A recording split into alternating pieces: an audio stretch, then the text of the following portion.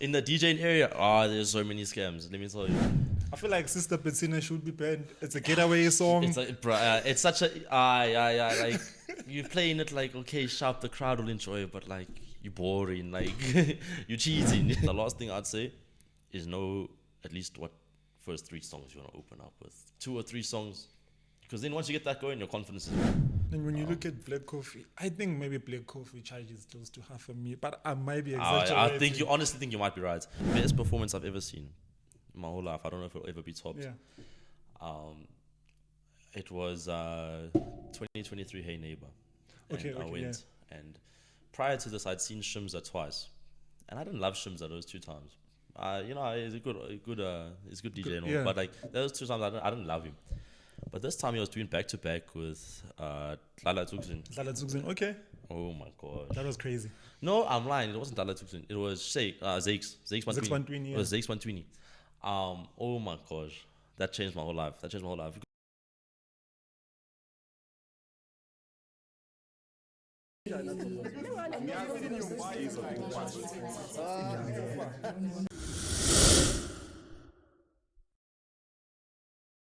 Hey guys, what's up and welcome back to another episode. This is the 24-hour podcast. Thank you guys for tapping in. Today we got a special episode. The reason why I'm saying this episode is special, you're actually the first DJ for me to interview in this podcast. Oh well. Okay. So to me this is like I'm tapping into a different market and I'm just gonna try to enjoy this at the highest level, you know, because I've never actually like interviewed a DJ. It's always like, you know, social media creators, artists, sometimes businessmen. Also interviewed a Sangoma recently. I saw that. So yeah, man. So DJ Lens, how you doing, my dog?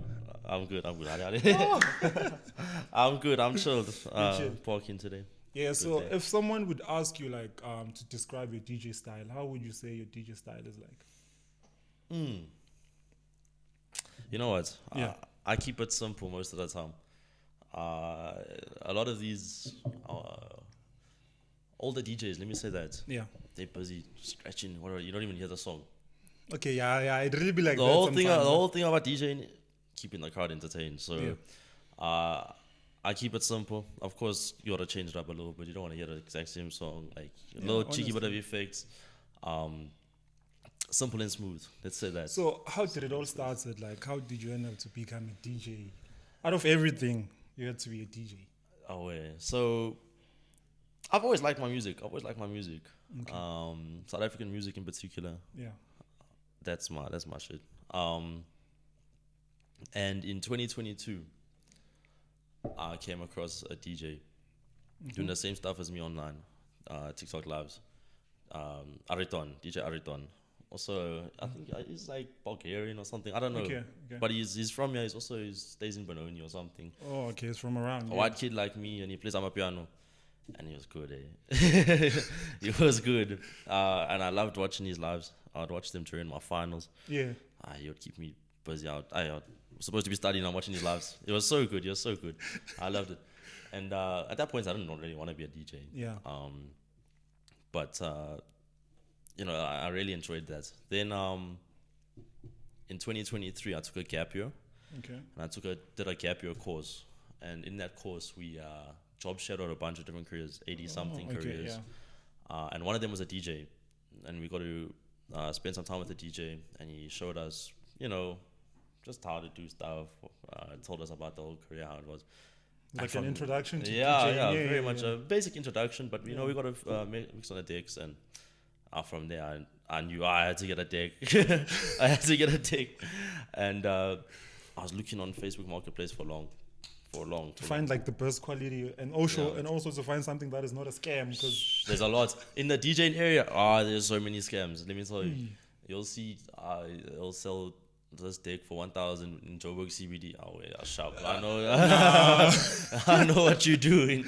Next thing you pull through, they take your money. They also rob you on top. Nah. So I eventually found one for a good price. Second-hand DDJ 400. That's what I'd recommend getting. It's like entry level. Okay. Just one above the cheapest, but sharp. And it was a guy moving to the UK, so he just wanted to get it sold. Oh, he was relocating. Yeah. So I was like, It's my time.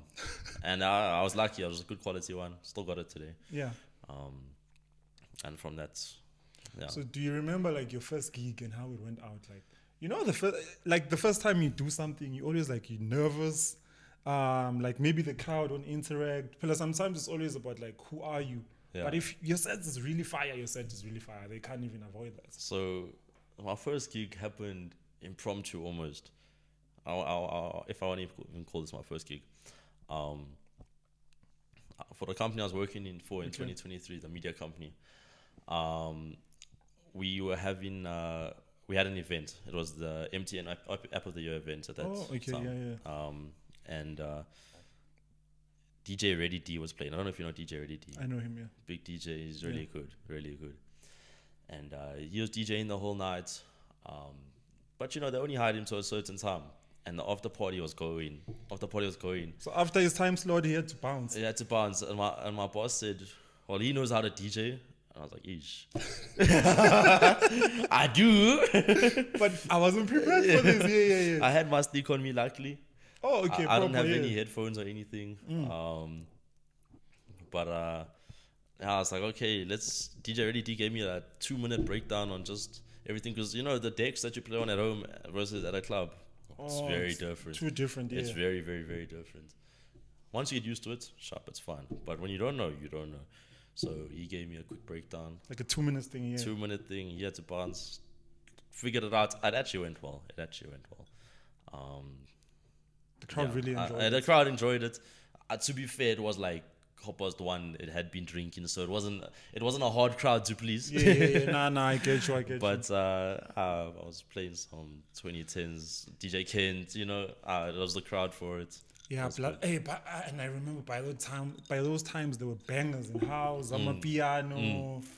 I don't know about music of today. There are bangers, but I feel like the longevity in the music, it's not the same as like the old music. Like, bro, we're already tired of Birima Room, like. Yeah, like there's no longevity. So I want us to play this game, right? Okay, it's basically called Which Side Are You On? Okay. So I'm gonna give you 2 options. You're gonna pick one. Okay. So it's vinyl or USB? USB. I'm young. I'm young. Club Festival? I never played at a big festival. I played at student things like that. Yeah. I would love to play at a big festival. Yeah. But I could only say club, just from experience. Okay. Love mashup or pre-made remix? You can't do pre-made. My hands are up. Like maybe once or twice I've had to throw one. Yeah.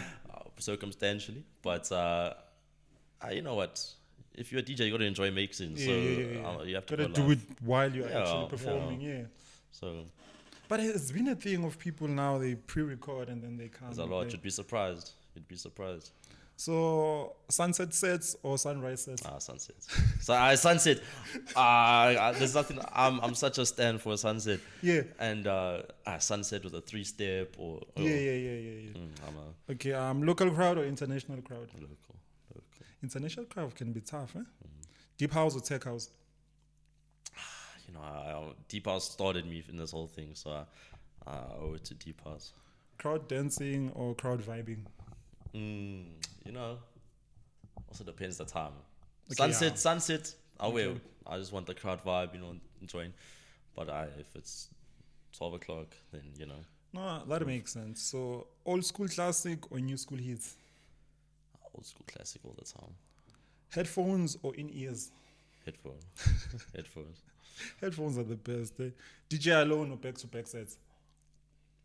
You know, back-to-back's fun if you know the guy well enough. But if this guy is trying to play this, like, something completely different and you trying to play this, then it's just annoying. But back-to-back can be fun. The guy who always, like, not always, but who, like, I recently, like, even last year, I think I saw Black Coffee and Cubs are playing on the same stage. Yeah. Do you think they prepared or it was like, let's rock it? I honestly think they just rock it.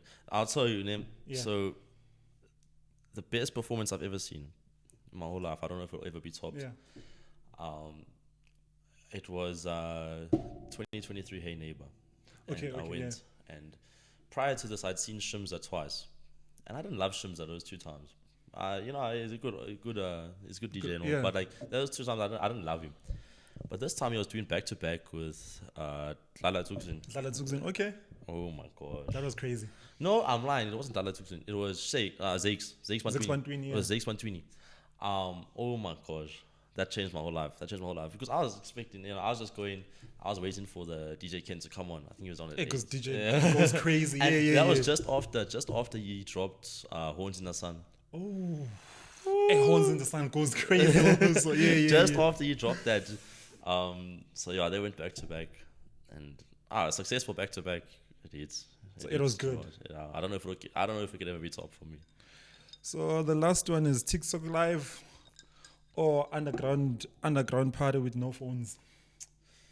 You know what the issue is? What's the issue? I think I enjoy my TikTok lives more than anyone else. Yeah. Because you are feeling it, you're in the moment. I'm feeling it, yeah.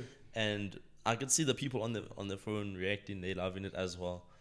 So, that could be. I really enjoyed that. But also something cheeky like the underground. I could also. But I'm gonna have to go just because it is my thing. Yeah. I'm gonna have to go TikTok live. So if you were actually booked for something, do they ask you guys like which time do you prefer to, if there are there are enough available slots, or they like no, they book you and then they give you the slots? It depends how much of a top dog you are and what kind of event it is. If if you're one of the bigger ones at the event, they'll offer. So there's been times where they say what time, and there's been times where it's like, okay, sharp, you play it. 10 of course, whatever, most of the time, of course, starting off, you're gonna be given a slot and it's gonna be at the beginning of the just have to align basically. Yeah, it's either beginning of the night or you're the last set of the night. Which one is better, the opening or the closing? Closing, eh? Closing. There's still people there at least. Opening, it's quiet. Closing are where people have left, but there's still. And also, if it's like a big venue, people are still scattered, sitting here and there. You gotta find songs to bring the crowd together. Yeah. Oof, that's tough. No, yeah.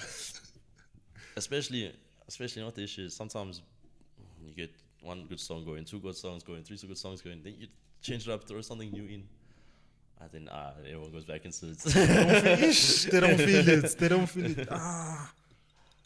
But I feel like now the safest way people they use to DJ is like they go hits to hits, which works. I also remember when Pori was complaining, he was saying he was about to DJ and then this DJ was playing his song. Yeah, you can't, especially when there's a big artist like that, you can't be doing that. I'm next in lineup, bro. Like, you playing my song, what am I supposed to play? Yeah. And maybe by that time, that song is the hottest in the game, like right now. Yeah. The way you structure your set's a big thing. The way you structure your sets. I like to personally build up from something calm, something not private school but calm, then to older throwback Amapiano. Yeah. Things really what. Yeah. And then I at the end I'll throw in the new stuff. But the thing is, if you can't play too much new stuff, you need to balance the crowd. Yeah. So there's this thing, right? For me, I believe that is true, right? I once heard this lady. She was like, the craziest thing happens on stage when DJ are DJing, like in the big festivals.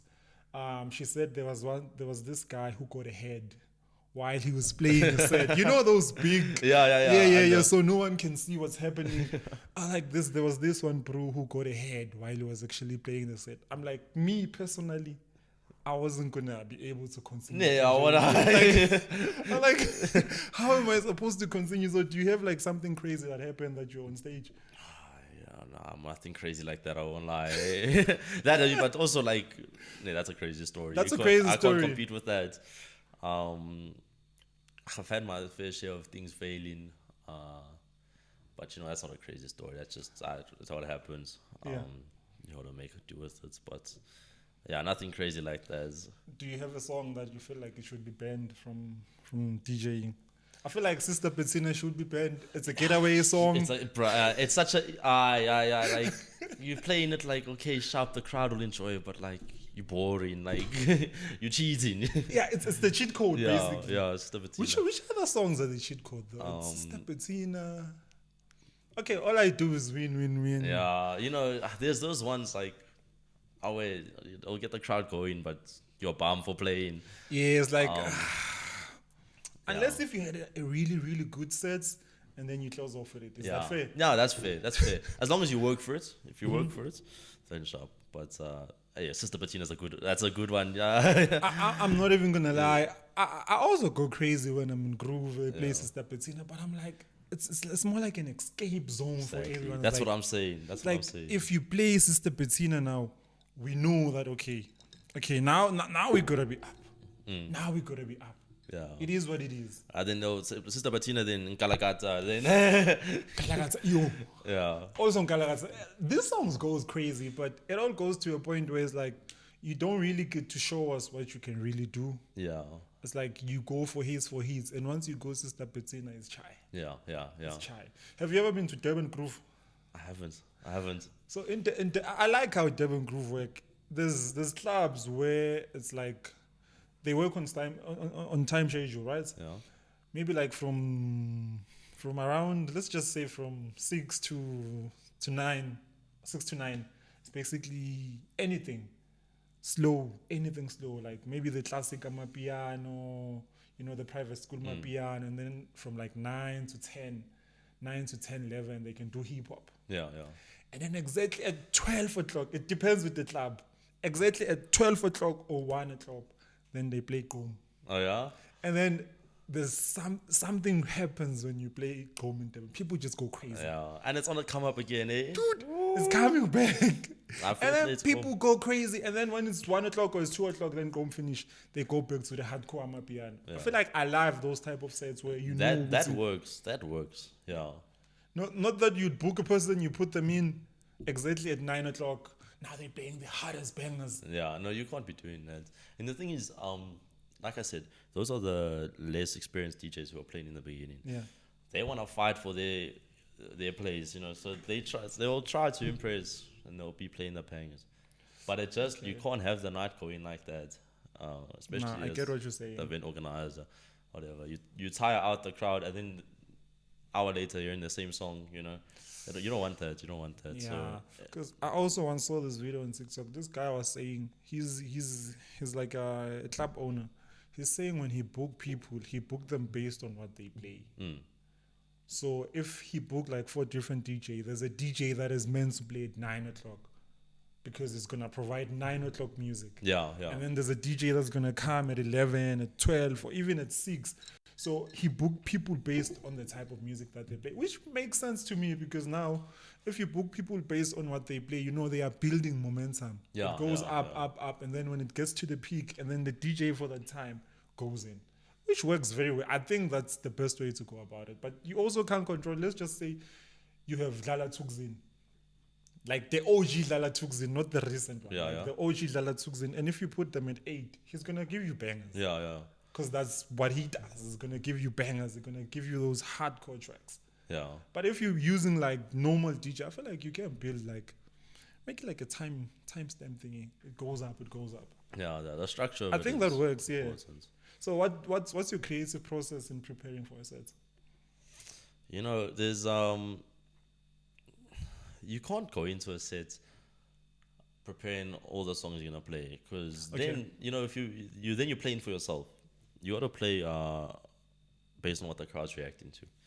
So what I like to do is always make sure 2 USBs sharp. Okay. Because one of them can always bug out or. Oh, 2 USBs with the same music. Same music, Okay. exact same thing, just one backup. Also sometimes, this is technical terms and whatnot, but CDJs, there's usually a link cord between the two. So you could put in one USB here and it'll load up here and here. Okay. Often those things don't work, so you need 2 USBs. So 2 USBs, most important thing. Second, I'd say is have your tracks prepared with your hot cues and stuff. So that's like markers on stuff, hot cues and memory cues on like where the different phrases in the song starts. So okay. intro and stuff. So that's you really, know that by head.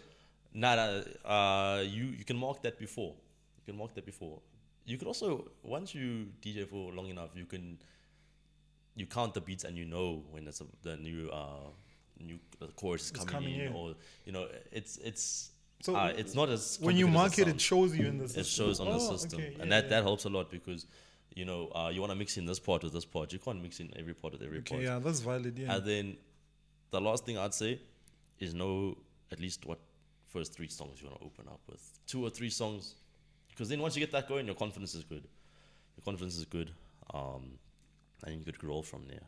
But So if you do like the first 3 songs and then the crowd doesn't really give you the energy you want, do you switch up from that type of music to maybe other type of music, or you just keep on trying to build emotion? yeah, It's a it's tough a tough game, one. It's because it also depends what time of the night, and yeah.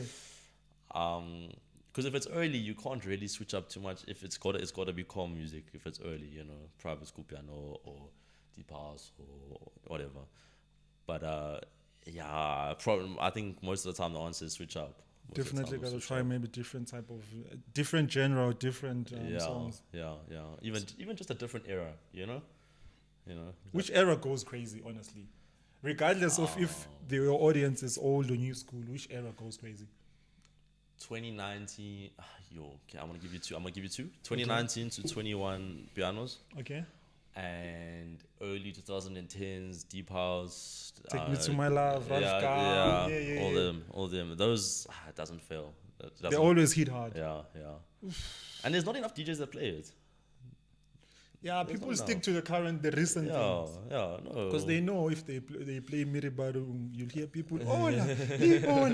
But it's like, come on. Yeah. But if a song is good, man, a song is good. Nah, yeah, that's a fact. That's the fact, though.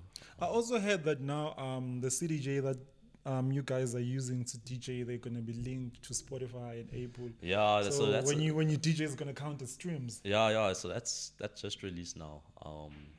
And that's going to be good numbers when you think of it, like, how many, like, even right now, how many people are DJing, like, right now? That's quite a number. Yeah. And then on Friday nights, it's crazy. Especially lately, it's been banging. So the streams are going to be bumped up a lot now. And you know what? That's also, it's quite good for beginning DJs as well. Because beginning DJs, I'm going to say but we don't want to pay for our music, We don't want to pay for our music. Yeah, I get you. So we download our music off of YouTube and whatnot, but and convert it to MP3 or whatever. But the issue is on a big sound system, it doesn't sound nice. Sound nice. So you can't. So beginning DJs, at least now, can rely on the Apple streaming and whatnot for full quality. Which is the high quality. Yeah. And let me tell you, on a big sound system, you can tell the difference. Proper. So it's a proper win for the whole. So is there a website where you guys go and download or you buy the music? Like the actual quality. There's a lot. DJ City. It's called record pools. Like the places you buy them. So the music is uploaded by the DJs there, so you can buy it. Yeah. But you buy the rights to it. I didn't know about that. Yeah. You buy the rights to it, then you get the full quality. You can use it. But like I said, a lot of DJs starting off, they don't do that. Yeah. Because when you start singing, you don't have money. Yeah, and it's not cheap, by the way. It's not cheap. Cheap. Like, give me an example. Like, how much is a song? Or it comes in packs? So, there's different versions. You can, some record pools, you can, like, have a monthly subscription. Okay. And then you can download, like, whenever you either a certain amount, or it depends on your package. Okay. Of songs per month. Others you buy per song. So I'm gonna give you a very broad. Yeah.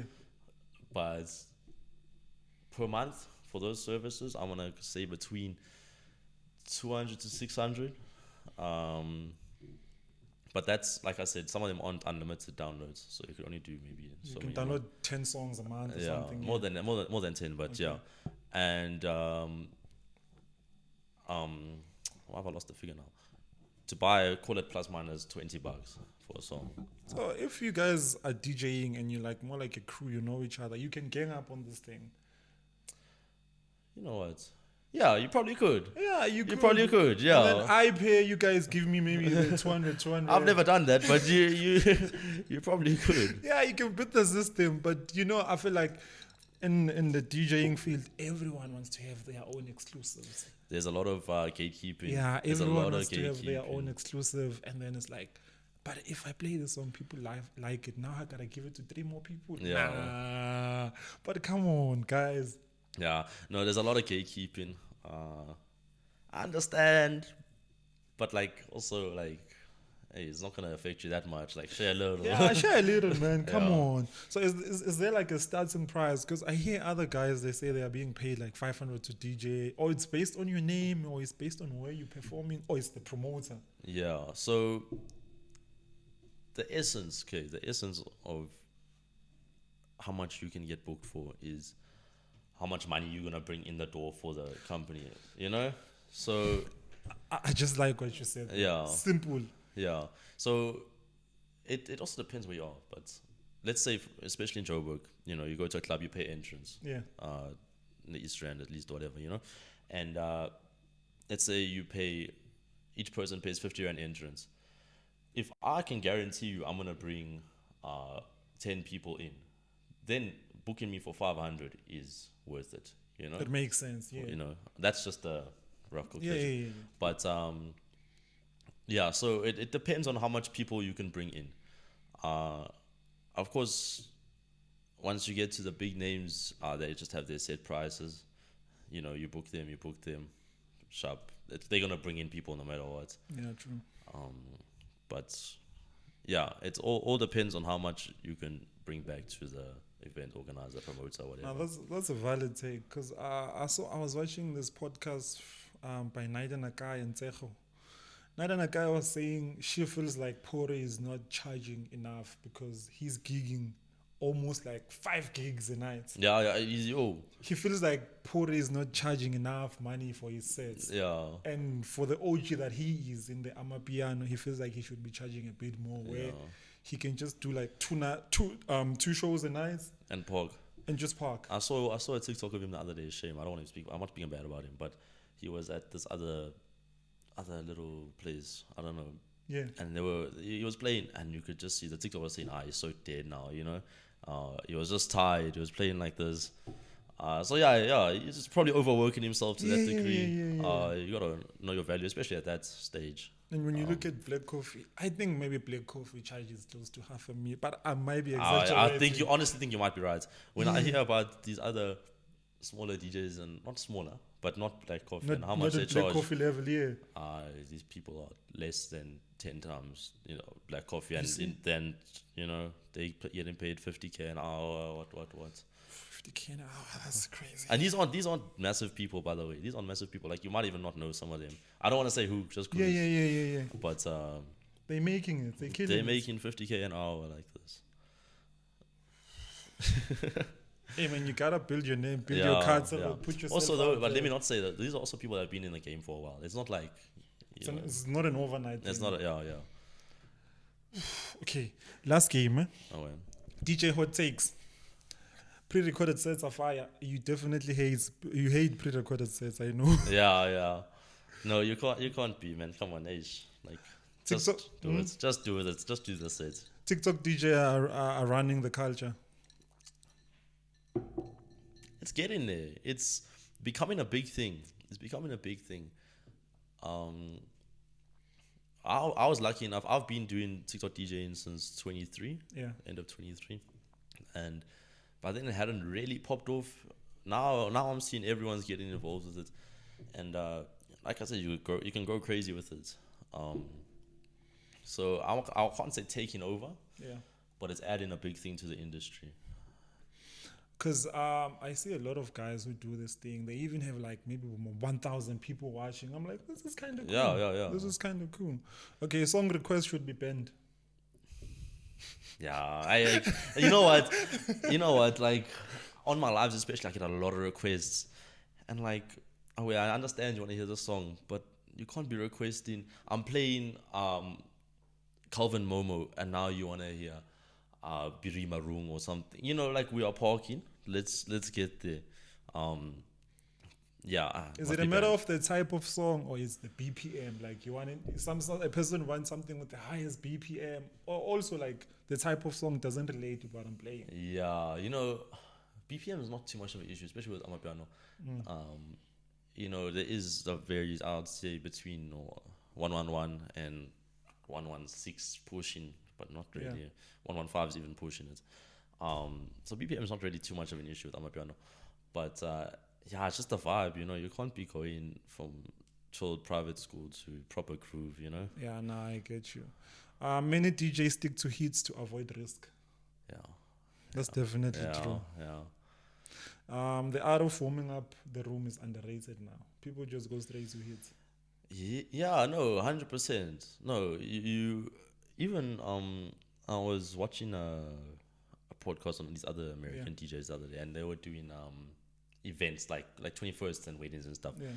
And they were saying how they even play like very calm like instrumental music before they even play, you know? Yeah. Just to Warm up the crowd. Exactly, warm up the room, get them just at least listen to something. You don't want to play from dead silence. So yeah, no, you could definitely gotta warm up. Definitely gotta warm up the crowd. So do you have like an a dream place you want to play? Like, what do they call this place? Ibiza. You know what? Afro in what's this one that happened in Portugal? Is it I know what you're speaking about. Is it Afro Afro Fest? something. Afro something. Afro Nation. Yeah. Afro Nation. Or bushfire type of thing. Yeah. You know what? I'm gonna go.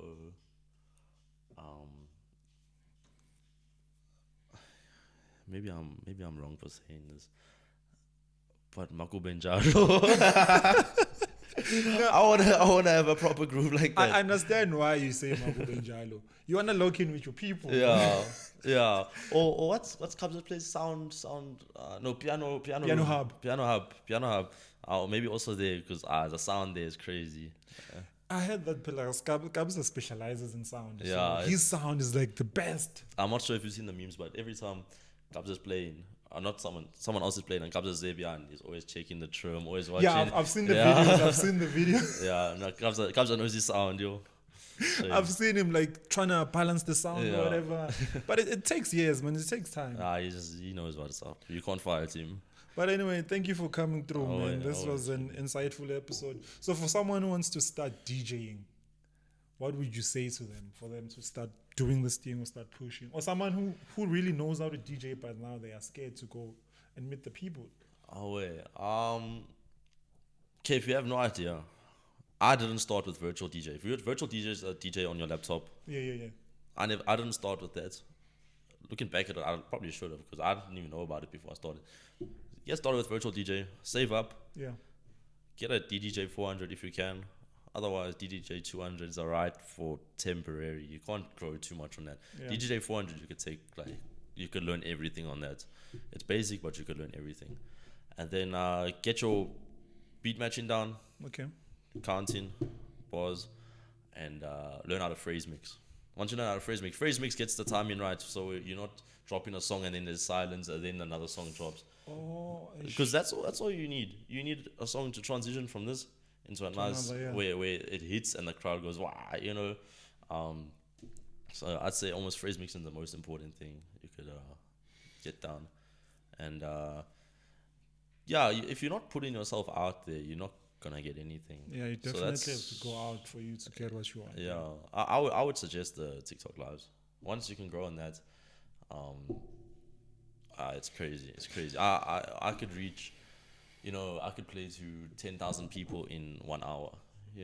Like that's a festival number. That's like playing at H2O, ne? Like that's 10,000 people. Like it's H2O. even bigger number than Makubenjalo. So.